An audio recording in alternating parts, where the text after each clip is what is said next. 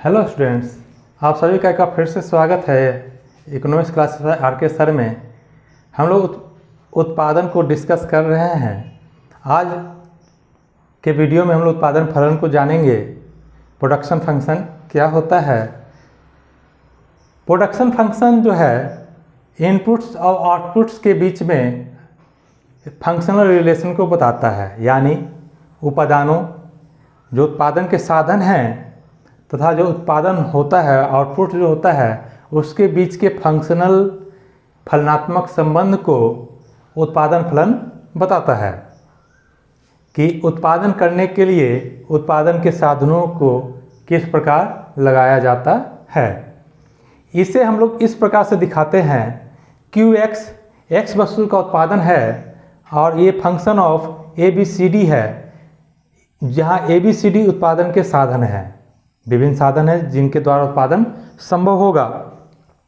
तो इसको इस प्रकार लिखा जाता है कि QX equal to function of ABCD, bracket बंद करते हम लोग, यानी उत्पादन के साधनों द्वारा ही X वस्तु का उत्पादन संभव होता है। उत्पादन फलन एक तकनीकी समस्या है, क्योंकि किस प्रकार साधनों को लगाया जाए ताकि ज़्यादा से ज़्यादा उत्पादन हमें प्राप्त हो, इसका प्रयास इसमें किया जाता है। क्योंकि उत्पादन के साधनों के बीच में जो संबंध है उससे हमें उत्पादन प्राप्त करना होता है।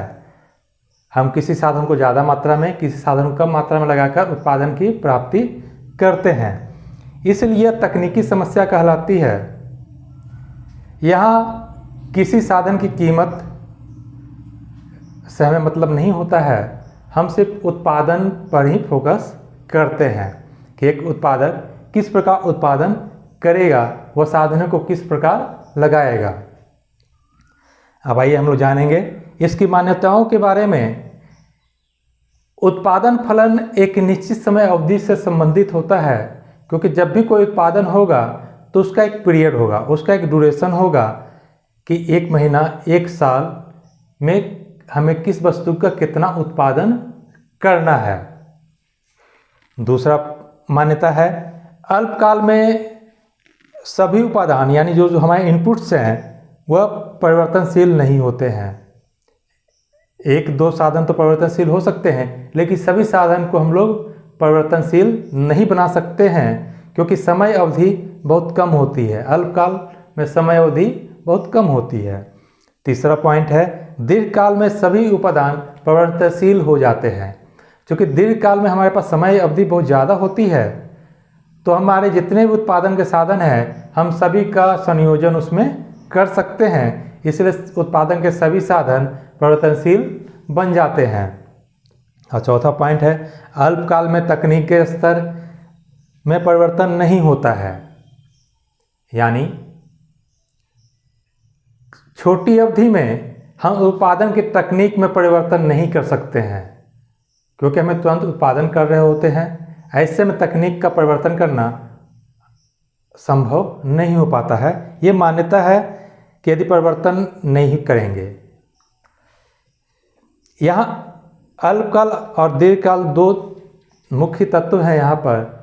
कि अल्पकाल वैसी अवधि जिसमें उत्पादन के सभी साधन परिवर्तनशील नहीं हो सकते हैं, और दीर्घकाल वैसी समय अवधि है जिसमें उत्पादन के सभी साधन परिवर्तनशील हो सकते हैं। अब हम लोग जानेंगे इसमें 2 बात, एक स्थिर साधन और दूसरा परिवर्ती साधन। जब भी उत्पादन की बात आती है तो उसमें 2 तरह के साधन का प्रयोग किया जाता है। एक होता है स्थिर साधन और दूसरा परिवर्ती साधन। स्थिर साधन वह साधन है जिसको उत्पादन के पहले ही लगाया जाता है।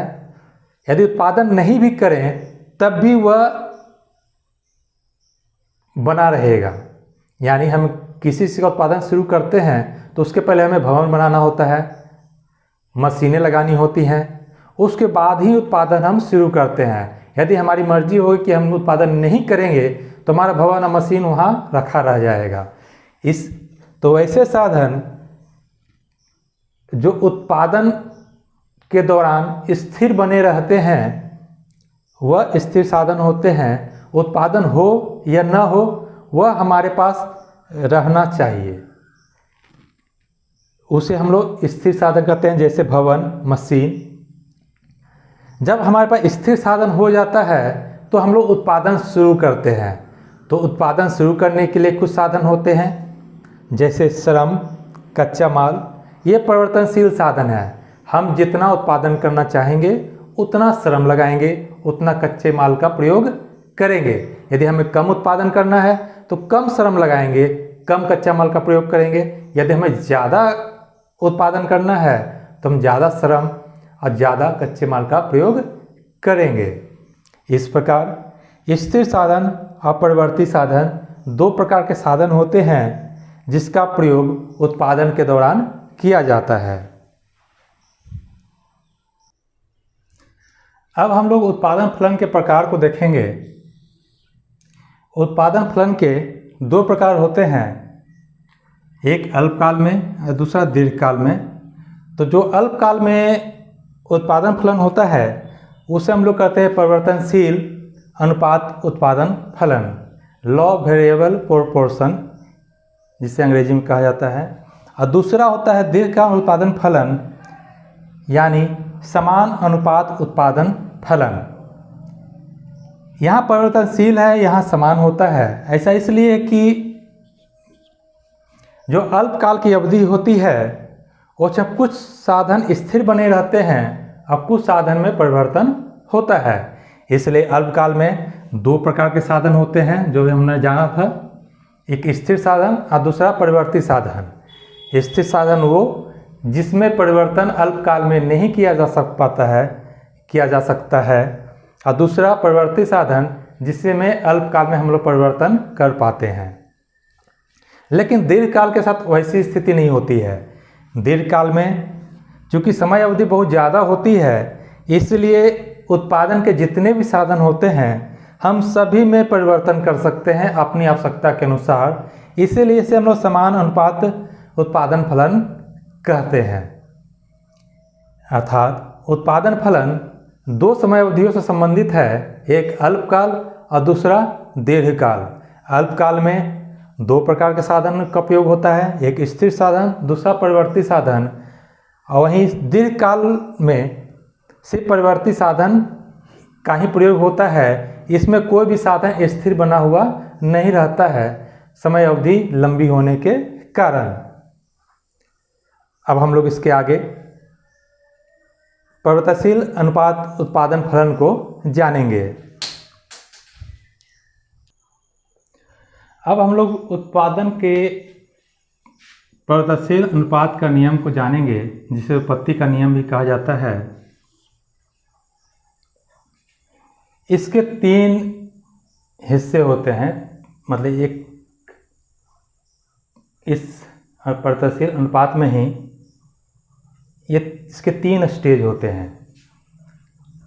पहला है बढ़ते प्रतिफल, यानी जब उत्पादन की प्रक्रिया शुरू होती है तो पहले हमें बढ़ता प्रतिफल मिलता है, यानी उत्पादन में ज़्यादा वृद्धि होती है। उसके बाद स्थिर प्रतिफल, यानी जैसे जैसे उत्पादन के परिवर्तनशील साधनों की इकाइयों को लगाते हैं हमें उत्पत्ति यानी जो उत्पादन है वह समान एक बराबर प्राप्त होता है। और तीसरा है घटता प्रतिफल, यानी उत्पत्ति ह्रास नियम। हम परिवर्तनशील साधनों की इकाइयों को लगातार लगाते चले जाएं तो बाद में उत्पादन गिरने लगता है। यानी पहले उत्पादन बढ़ेगा, फिर वह स्थिर होगा, फिर वह घटेगा। हम लोग पहले भी ग्राफ में देख चुके हैं।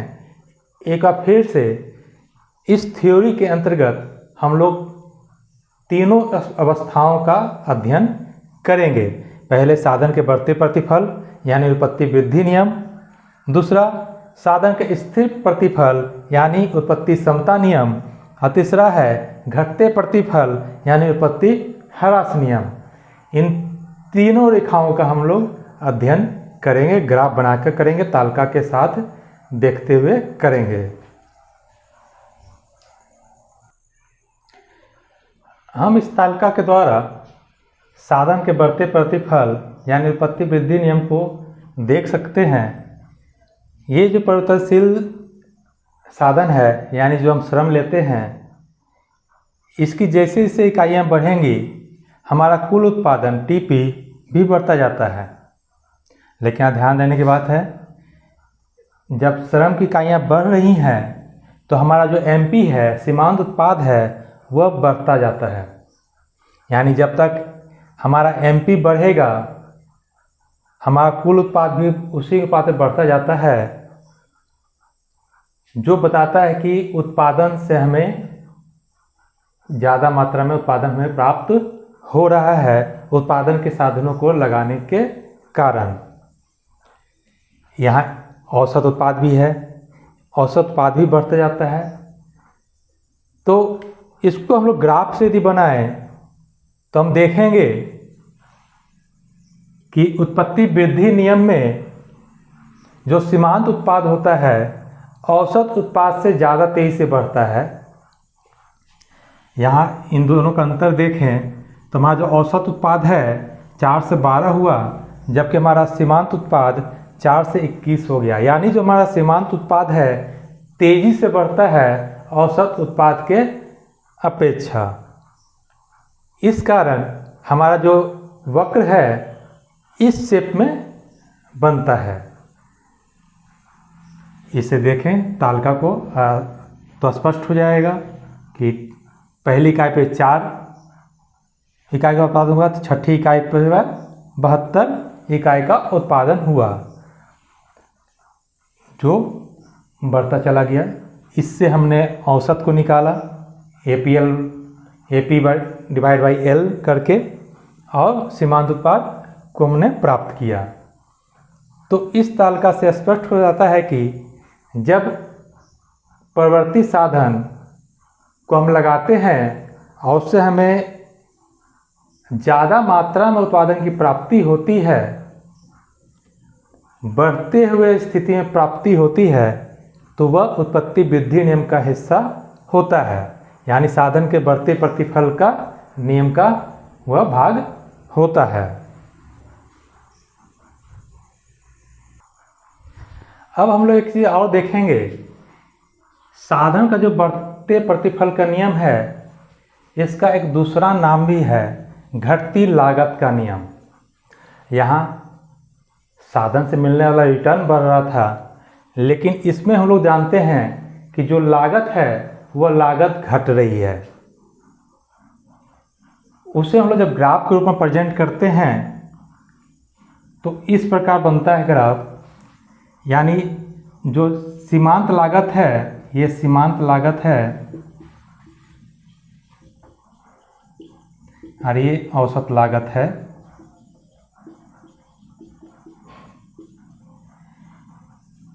जब उत्पत्ति वृद्धि नियम लागू होगा तो घटती लागत का नियम लागू होता है। यानी जो उत्पादन के साधन हैं उनके कारण ज़्यादा उत्पादन होने से उनकी लागत कम हो रही है। यानी जितना हमने श्रम लगाया उससे जो उत्पादन में वृद्धि हुई उसके कारण जो हमारी लागत है वह घटती जा रही है। जैसे उत्पादन वृद्धि हुई हमारी लागत घट गई। तो यहाँ पर जो सीमांत लागत है वह तेजी से गिरता है औसत लागत के अपेक्षा। यानी औसत लागत के से ज़्यादा ढाल सीमांत लागत रेखा की होती है। इन दोनों को ही एक साथ पूछा जा सकता है प्रश्न में कि बढ़ते प्रतिफल या उत्पत्ति वृद्धि नियम तथा घटती लागत नियम को रेखा चित्र द्वारा स्पष्ट करें। तो ये दोनों प्रकार की रेखाएं बनानी होती हैं, रेखा चित्र बनाई जाती हैं। इसमें यहाँ ध्यान देना है कि यहाँ औसत उत्पाद और सीमांत उत्पाद की बात हो रही है, यहाँ लागत की बात हो रही है।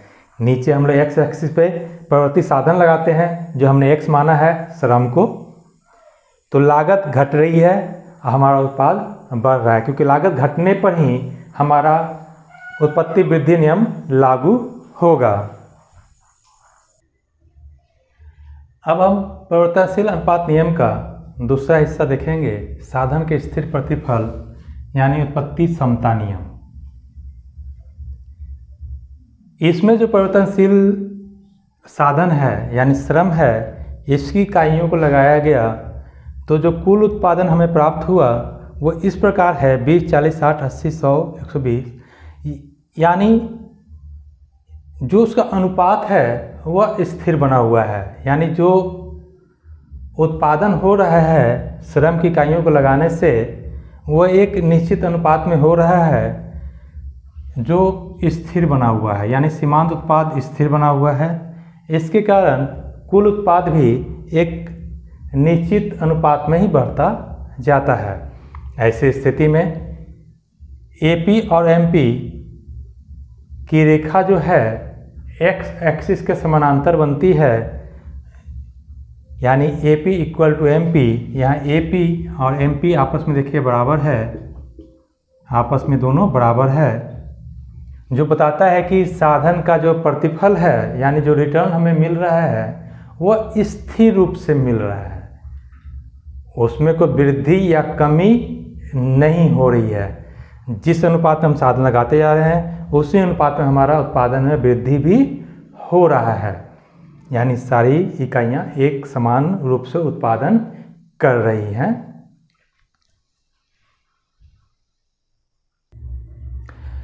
अब साधन के स्थिर जो प्रतिफल का नियम है, उत्पत्ति समता का नियम है, उसका दूसरा नाम है स्थिर लागत का नियम। यानी जो लागत है वह स्थिर बना हुआ है। इस ग्राफ में हम देखेंगे कि जो हमारा औसत लागत है वह सीमांत लागत के बराबर हो जाता है, यानी सीमांत लागत और औसत लागत एक दूसरे के बराबर होने के कारण जो लागत का नियम है वह स्थिर रूप में बना रहता है।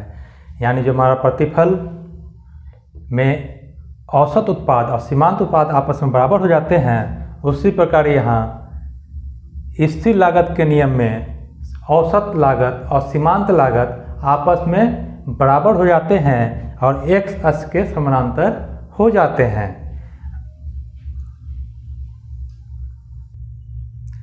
अब हम लोग तीसरी स्थिति को देखेंगे, घटते प्रतिफल का नियम अथवा उत्पत्ति ह्रास नियम।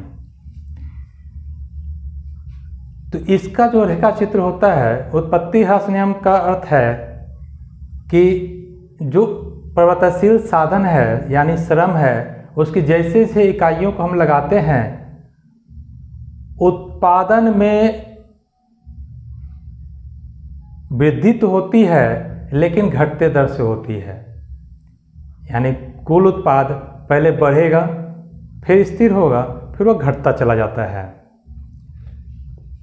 तो जब घटने की प्रक्रिया शुरू हो जाती है तो वह उत्पत्ति ह्रास नियम होता है। यानी जैसे जैसे हम साधन लगाते जाएंगे उत्पादन वृद्धि होगी, लेकिन वह घटती दर से होती है। तो वैसी स्थिति में जब ये घटता है तो एमपी तेजी से गिरता है औसत उत्पाद के अपेक्षा। यानी जितना तेजी से औसत उत्पाद में कमी आती है उससे ज़्यादा तेजी से कमी सीमांत उत्पाद में आती है। और एक सीमा होती है जहाँ पर सीमांत उत्पाद शून्य हो जाता है, उसके बाद वह ऋणात्मक हो जाता है, लेकिन औसत उत्पाद धनात्मक बना रहता है। यह कम होता है, औसत उत्पाद भी गिरता है, उसमें भी ह्रास होता है, लेकिन वह धनात्मक बना रहता है। लेकिन सीमांत उत्पाद शून्य होने के बाद ऋणात्मक भी हो सकता है, जैसे जैसे हम उत्पादन के साधनों की इकाइयों को बढ़ाते हैं। इसी का दूसरा नाम भी है बढ़ती लागत का नियम। इसमें इधर वाई एक्सिस पे हम लोग लागत दिखाए हैं, एक्स एक्सिस पे प्रवृत्ति साधन है। चूँकि हमें प्रतिफल घटते रूप में मिल रहा है, यानी हमारा लागत बढ़ रहा है। जो उत्पादन की लागत है उसमें वृद्धि हो रही है। वृद्धि होने के कारण सीमांत लागत जो है तेजी से बढ़ता है औसत लागत की अपेक्षा। यानी सीमांत लागत 23 ऊपर जाएगा और औसत लागत उससे नीचे रहेगा। तो सीमांत लागत बढ़ने के कारण लागत 23 से बढ़ता है और बढ़ती लागत का नियम लागू होता है। तो घटते प्रतिफल का नियम के ये दो ग्राफ हैं। एक उत्पत्ति ह्रास नियम का जो बताता है कि एमपी यानी सीमांत उत्पाद गिरता है, तेजी से गिरता है, शून्य होता है, फिर ऋणात्मक भी हो सकता है। और दूसरा बढ़ती लागत का नियम, इसी का उल्टा जो चलता है कि जब प्रतिफल हमारा रिटर्न कम मिलेगा यानी लागत में वृद्धि हो रही है, लागत में वृद्धि होती है एमसी में तेजी से वृद्धि होने के कारण। तो इस प्रकार हम लोग परिवर्तनशील अनुपात का नियम को देखे, इसकी तीनों स्थितियों को जान लिए हैं। इसके बाद हम लोग नेक्स्ट वीडियो में उत्पत्ति ह्रास नियम का आधुनिक दृष्टिकोण को देखेंगे कि उनका क्या कहना है। लेकिन इस वीडियो में जो हमने उत्पादन और उत्पादन से संबंधित नियम के बारे में जाना, इसके बारे में आप अपने विचार को कमेंट बॉक्स में जरूर शेयर करें, ताकि यदि कोई दिक्कत आ रही हो तो उसे आगे के वीडियो में हम सुधारा जा सके। धन्यवाद।